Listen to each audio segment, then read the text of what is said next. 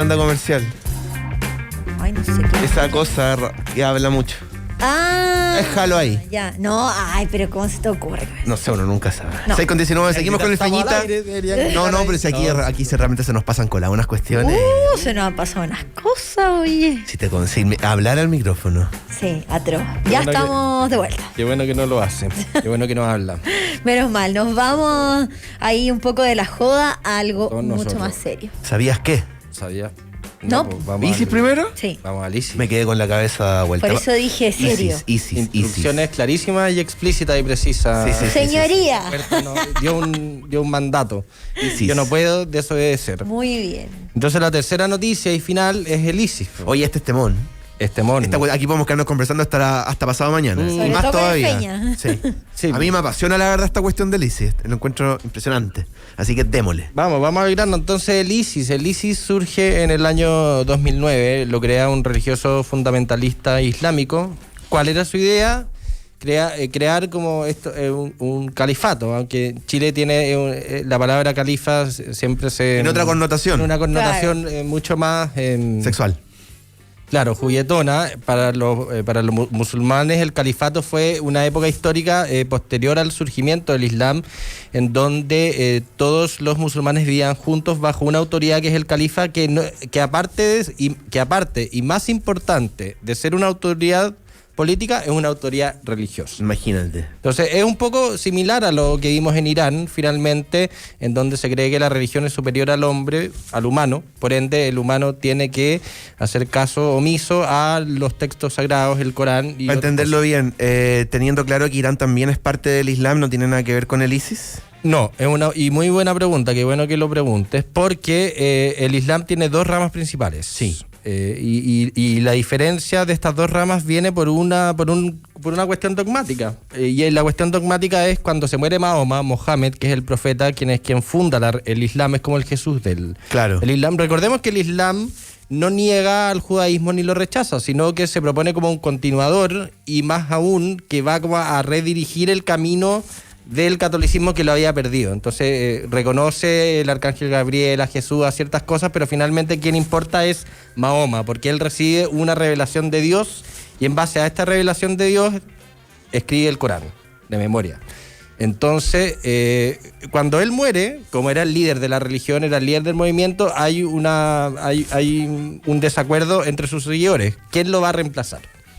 Hay un grupo que son los el Islam chiita, sí. Islam chiita, que dice que el heredero de Mahoma, el sucesor de Mahoma, no heredero, tiene que ser alguien de su familia, porque Mahoma es sagrado por su sangre, por ende el sucesor tiene que ser alguien de su árbol sanguíneo. Y tenemos a los sunitas. Los sunitas dicen que no tiene que ver la sangre, sino que la comunidad. Todos los musulmanes tienen que elegir a la persona que más les haga sentido. Entonces esa diferencia doctrinaria divide al Islam en estas dos ramas. Irán es chiita y es el país más grande y poblado a nivel del mundo a nivel chiita, y su fundamentalismo islámico se manifiesta en la revolución islámica. Pero el ISIS es sunita, es de la otra rama del Islam. De la democracia islámica. Claro, de los árabes, no más que democracia, de los árabes. Claro, también es una expresión de fundamentalismo islámico, pero quizás puede ser aún más extrema y radical que la del chiismo, porque lo que pasa es que muchos de estos países árabes, o gran parte del tiempo de la segunda mitad del siglo XX, eran repúblicas laicas. O sea, ellos decían el país y religión están separados, entonces eran los enemigos, claro. Muchas veces porque finalmente la mayoría de las personas eran musulmanas y era como un tipo de comunismo, era como esta efervescencia política, había que bajarla. Entonces el ISIS sale de la tradición sunita, que es el 80% de la población total musulmana y principalmente están en el mundo árabe. Los chiitas en esencia son persas. Entonces, cuando crea el ISIS en el año 99, el barrio estaba bastante tranquilo, no había mucho pito que tocar, porque finalmente lo que quería el ISIS era que todos los musulmanes vivieran en un solo califato, en un solo territorio, gobernado por la ley islámica, que era la ley de Dios.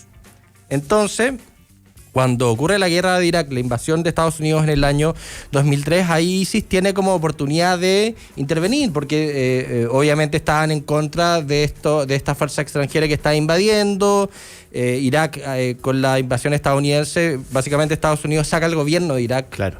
Desintegra todas sus instituciones, entonces hay un vacío de poder que genera caos. Entonces ahí el ISIS empieza a ser conocido, empieza a hacer atentados con la idea de conquistar un territorio y lograr generar este sueño que ellos tenían de generar el Estado Islámico. Por eso es Estado Islámico, generar un Estado Islámico en donde la religión esté por sobre el hombre. Ahí similar a lo de Irán, pero recordemos que son dos vertientes separadas y muchas veces pueden estar en contra también, porque los sunitas consideran a los chiitas traidores y viceversa, y como los dos son religiosos, incluso es un poco lo que pasaba con los católicos y los protestantes en Europa, que se mataron durante 300 años hasta que entendieron que era mejor no matarse, y ahí pero estuvieron desde el año 1000 hasta el año 1800, se mataban, se cortaban la cabeza sin ningún pudor. Entonces nuestra historia también refleja un poco qué pasa cuando dos religiones se separan.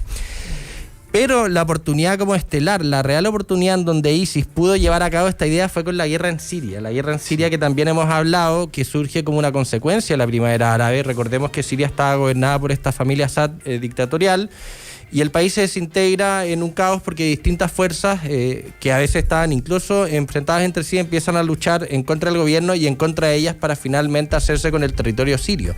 Entonces, en el contexto de este desorden y este colapso gubernamental en Siria, el ISIS empieza a expandirse a lo largo del territorio sirio.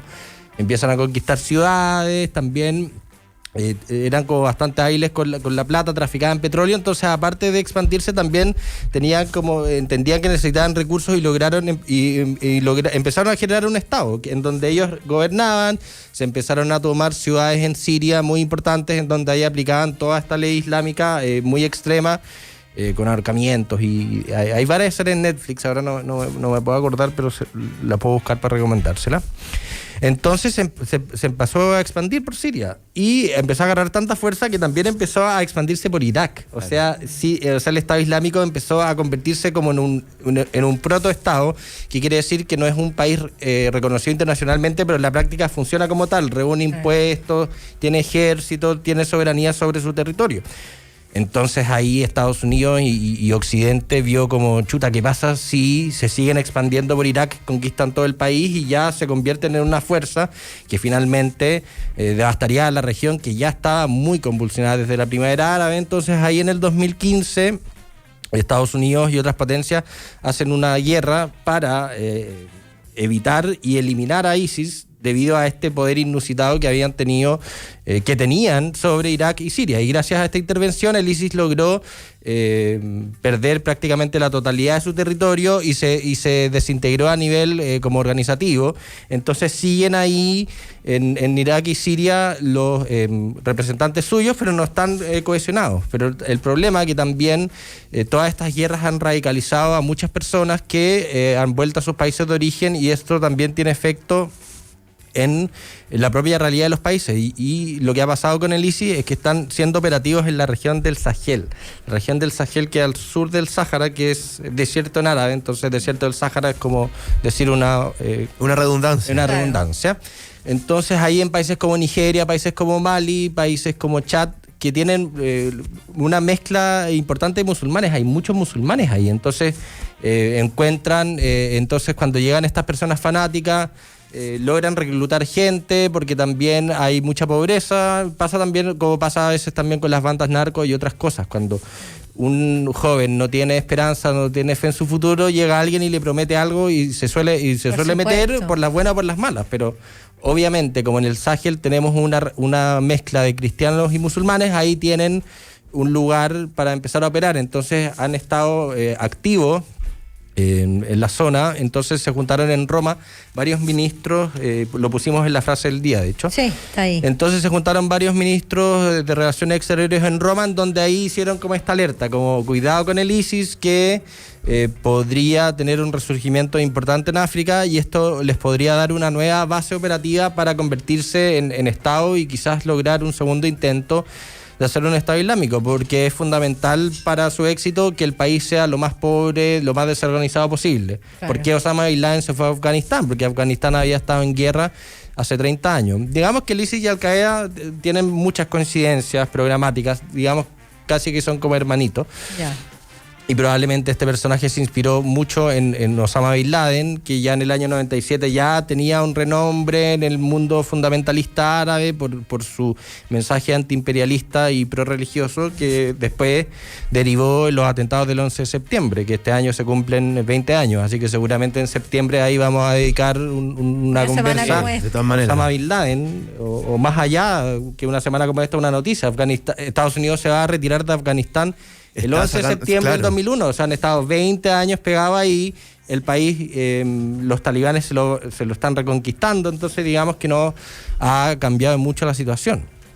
Entonces ahí vemos que todas estas ideas del fundamentalismo islámico, que a nosotros, la civilización occidental, nos llegaron de golpe en el año 2001, o sea, nadie tenía idea que era el Islam, ni que era Kabul, ni que era Bin Laden, entonces fue como un shock cultural en donde la geopolítica o gran parte de los conflictos del mundo fueron afectados como por esta oleada revolucionaria que no fue el comunismo como fue en el caso de Europa, sino que fue el Islam y lo sigue siendo. Entonces ahí, para dejar un recordatorio que este tema del fundamentalismo islámico está súper presente, y con todas las crisis, con todas las cosas que están en el mundo, solo necesitan encontrar ahí un eslabón débil. El nicho, claro. Y en África lo están encontrando. En el Sahel, o sea, no hay...